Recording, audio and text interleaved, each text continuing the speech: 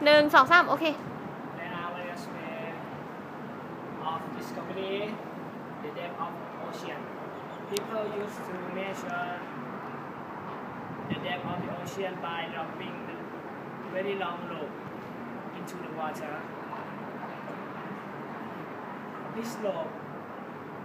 This rope lower from ship. This rope lower from ship. But because some of the ocean were so deep, that was a time-consuming process. Nowadays, the wave of sound used instead of the rope. When the sound through the water to the bed of ocean, the wave of sound are reflected by the bed of ocean to the surface of water.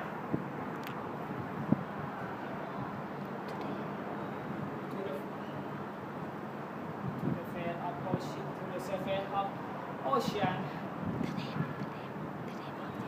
The depth of ocean can be depth of ocean at that depth can be calculated by the travel time of the echo.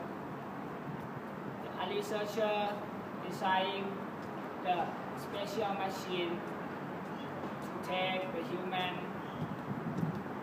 to the ocean bed to explore the world, the mystery species.